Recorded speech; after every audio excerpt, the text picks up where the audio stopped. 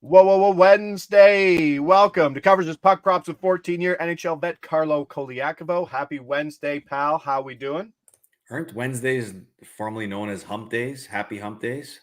Formerly known. They've Yes. lost that title. Yes. Yeah, they have. They have. We're more of a Friday pair than a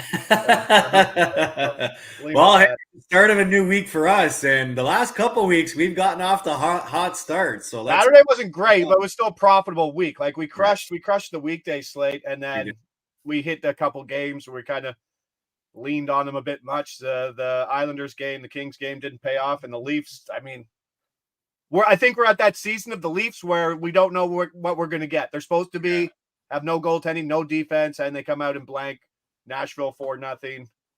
I don't know. I thought they were going to lose last night after everybody did. Yeah. All right. Well, let's get to it. Slate today. We got some back-to-backs. We got a bunch of things, but let's start off Anaheim, New York. Let's go over 6. Back on the Islanders on the over. We got the 6. We got the 6 versus the Kings, who had the best defensive team in hockey, and we're still willing to play that at the same price that we're getting now, basically. And now Anaheim comes in.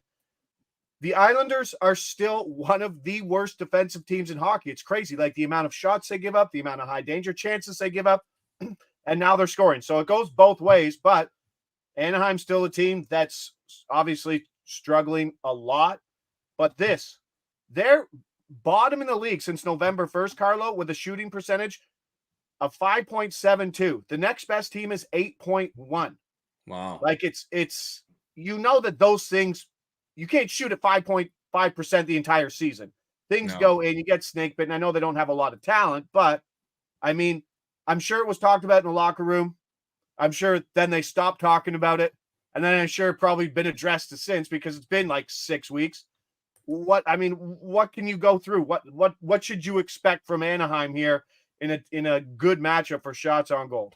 Yeah, I mean, there's not much to expect. They got off to a really good start. I think now they're coming back down to earth, which is a little bit unfortunate to see, because a lot of people got excited about, the young talent that started to blossom in Anaheim. But, it's the same problems with this team where they're not deep enough, to compete with some of the best, and they don't keep the puck out of their net. And so when you're combining that with a team like the Islanders, who, like you just said about the shot percentage, who just seem like everything they shoot is going in the net right now, it's a good combination to see a lot of goals in this game, because Anaheim still has talent. They can still score goals.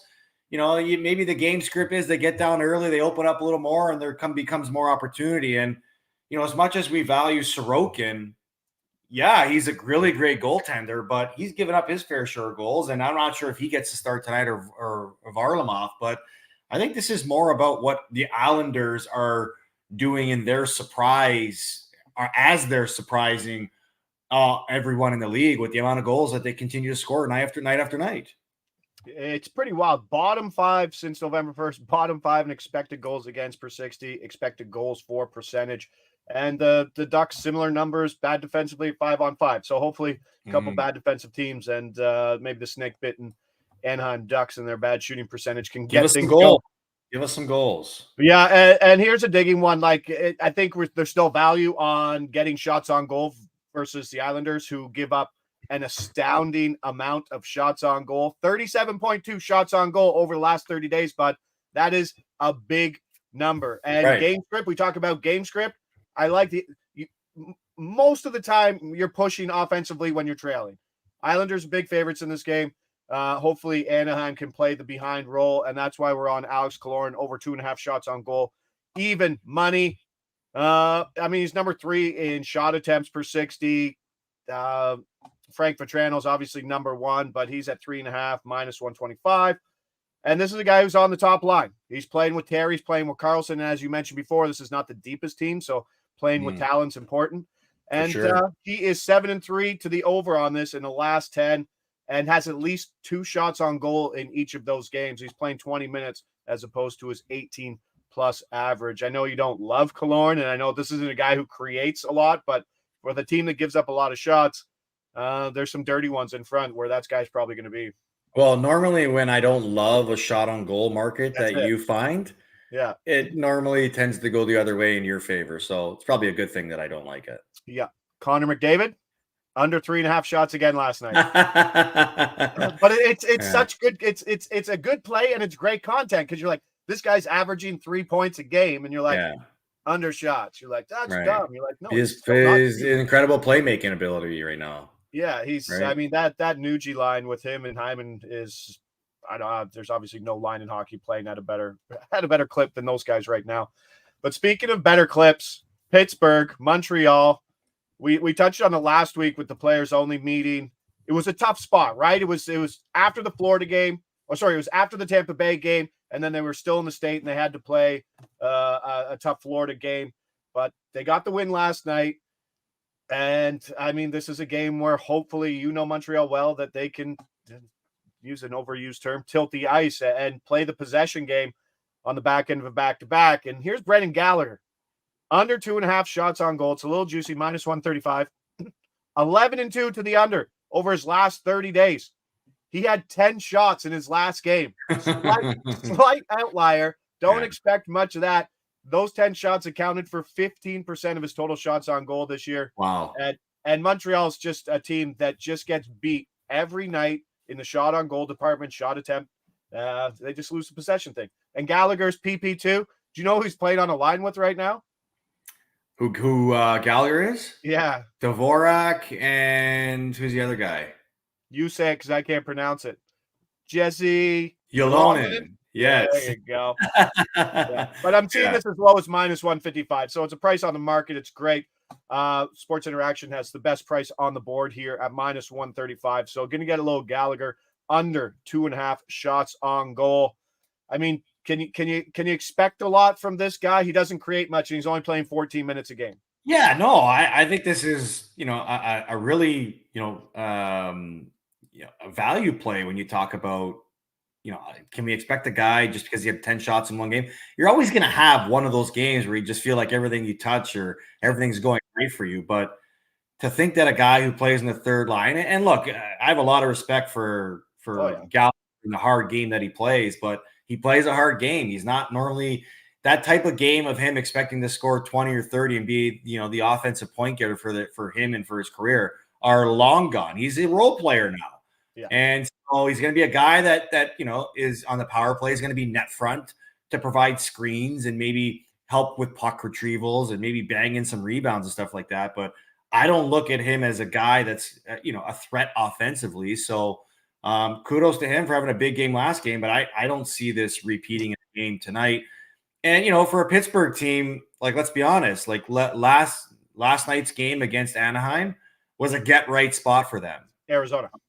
Sorry, what did I say? Yeah, Anaheim, sorry, Arizona. It was a get right spot for them. They had their general manager speak for the first time publicly, endorsing their coach, calling out some of the things that he's not happy with this team, considering, the expectations of this group and, the power play and how inefficient they've been over the last 37 tries. And lo and behold, they scored 2 power play goals last game. And you wonder if that's a sign of them, getting the manager's message and, translating that to their on-ice performance. Start last night. Can there be a carryover in their game? You would think so, because that's the type of team we expect them to be. So it provides a challenge for Montreal. Montreal, I give them a lot of credit for a young team with not much expectations. They compete really hard, but, to expect a third line player to be, a contributing on offense, on a night like tonight, and maybe he does, but I like the under 2.5 shot total that you suggested. Yeah, 11-2 is a pretty big run there to the under over his last 13 games coming up 30 days. And like you said, these are prices that we'd pay for like over 2.5 for like pretty solid offensive, like top line, top power play guys. Yeah. Yeah. So that one's a little high. That's why we're seeing the market a little different here. So taking that at minus 135 as I look at the chat. Adam Renkamp, appreciate it as always. He's on the Chlorine shots on goal, adding the Noah Dobson assist at minus 122. And then this isn't a play, but he's going against you. Boston. He's going with you. With Boston me, yes. Boston money line. New Jersey off a long road trip. Those sound like the exact same words coming out of your mouth, no? Yeah. Well, I mean, to think that Boston's a plus money value on the money line. I asked you when we started, I'm like, help me make sense of this. Like, how do you not like the best team in the NHL, winners of 3 in a row, going into New Jersey, a team that's coming off a long road trip, at plus money value here. I like that play a lot. All right, so there's a little Carlo lean on the Bees, even money. Could shorten up too. And then the late one. This is schedule's a little funny for both teams, right? In this game, Winnipeg at the Kings. Winnipeg's last game of a 4-game road trip that it was at Colorado, then the West Coast swing, this being the last game of that. And then the Kings coming back from the East Coast where they finally lost a game on the road and then lost another game on the road, which is somewhat what happens. But, I mean, I heard you and AK talking about it just before you ducked off the air there. Kyle Connor is a massive loss to this Winnipeg team. When you lose someone like that, so we're on Winnipeg team total under 2.5 minus 115. When you lose someone like that, you're on the road. You don't play until Saturday. Like maybe it's just like, okay, let's just pack this up. Let's get home and let's reassess what we are offensively. Like, where do you grade this for a schedule spot for Winnipeg versus, let's be honest, the best defensive team in all of hockey in the Kings? How much does this schedule spot pour into the effort and maybe the production that they have tonight? Yeah, it's detrimental, man. I mean, Winnipeg had so much good going for them to start the road trip. Wins in Colorado and wins in Anaheim, and then they've got to chew on, an injury to their best player that's going to keep him out long term. And you just wonder what type of air that sucks out of the team.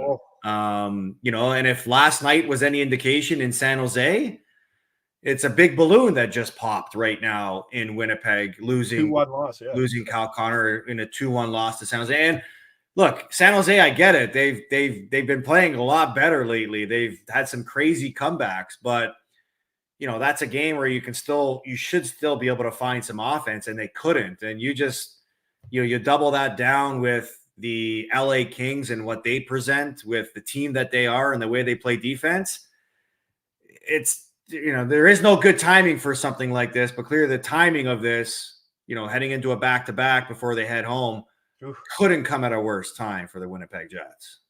No, and I really do think that the Kings road trip is priced into this whole situation coming back from the East Coast, because getting Winnipeg in this spot under 2.5 at minus 115 is a very good price. And Adam says Gabe Velarde and Pierre-Luc Dubois revenge night.